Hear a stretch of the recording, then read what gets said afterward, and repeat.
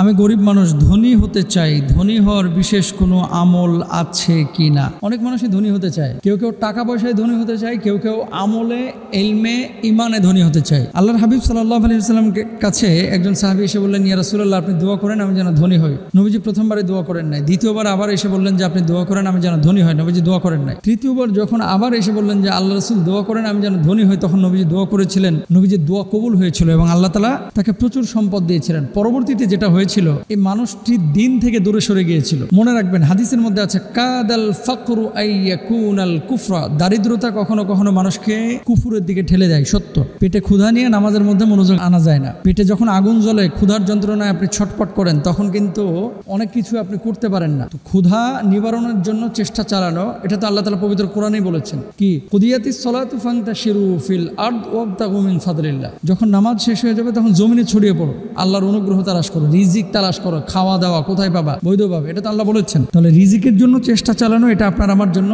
জরুরি একটা বিষয়। এখন আপনি প্রশ্ন করতে পারেন যে মোহতারাম, পৃথিবীতে টিকে থাকতে তো অর্থ সম্পদ বা টাকা পয়সা দরকার আছে, কতটুকু দরকার? যতটুকু আপনার প্রয়োজন ততটুকু আল্লাহর কাছে কামনা করেন। যেটা আপনার প্রয়োজন না, এই অতিরিক্তটা যখনই আপনি পাবেন, আপনার ভিতরে উদাসীনতা আসবে, আপনি পাপের দিকে নিমজ্জিত হওয়ার, আকৃষ্ট হওয়ার সম্ভাবনা থাকে এবং হয়ে যাওয়ারই সম্ভাবনা বেশি। কারণ মানুষের কাছে যখন অর্থ থাকে তখন কোথায় খরচ করবে জায়গা যখন পায় না, তখন শয়তানে খালি লারা দেয়, একবার থাইল্যান্ডে যা, চায়নায় যা, দুবাই যা, মালয়েশিয়ায় যা, যেখানে যেখানে ফুর্তি টুর্তি করা যায় ওই জায়গায় যা ফুর্তি করে টাকাগুলো শেষ করে আয়। এরকম অনেক মানুষের আছে। হ্যাঁ, অর্থবিত্ত আল্লাহর কাছে কামনা করবেন, আল্লাহ দিনের কাজ করবে, এই জন্য আমার টাকা পয়সা দরকার, তাহলে কোনো সমস্যা নাই। কিন্তু আপনার দিনের কোনো বালাই নাই, আপনি শুধুমাত্র টাকা কামাচ্ছেন মাল খাওয়ার জন্য, এরকম চিন্তা চেতনা নিয়ে আল্লাহর কাছে এগুলো আশা করা যাবে না, দোয়া করা যাবে না। এবার আসেন, যারা প্রপার ওয়েতে সত্যিকার অর্থে দিনই স্বার্থে বড়লোক হতে চাচ্ছেন, ধনী হতে চাচ্ছেন, এক নম্বর কাজ হচ্ছে আপনার বেশি বেশি ইস্তেগফার করবেন। আস্তাগফিরুল্লাহ, আস্তাগফিরুল্লাহ, আস্তাগফিরুল্লাহ। আপনি বলবেন ইস্তেগফারের সাথে ধনী হওয়ার সম্পর্কটা কি?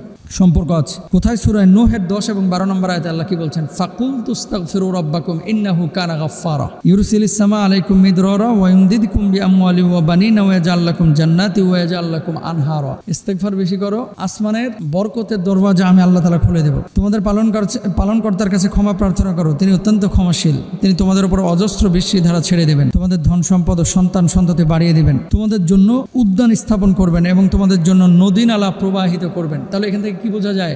সম্পদ বাড়ানোর জন্য ইস্তেগফারের সম্পর্ক আছে, এটা আল্লাহ তাআলা নিজে বলেছেন সূরা নূহের মধ্যে। তাহলে নিজে ধনী হতে চাইলে বেশি বেশি তওবা করেন, ইস্তেগফার করেন, আস্তাগফিরুল্লাহ পড়বেন, আস্তাগফিরুল্লাহ ওয়া আতুবু ইলাইহি এটা পড়বেন। 2 নম্বর, যাকাত বেশি বেশি দিবেন। ইন্নামাস সাদাকাতু লিল ফুকারা ওয়াল মাসাকিন ওয়াল আমিলিনা আলাইহা ইলা আখিরিল আয়াত। সুদীর্ঘ আয়াতে আল্লাহ সুবহানাহু ওয়া তাআলা বলেছেন, এই যাকাত যদি কেউ দেয়, হাদিসের মধ্যেও আছে, আল্লাহ সুবহানাহু ওয়া তাআলা তার জন্য বরকতের দরজা খুলে দেন।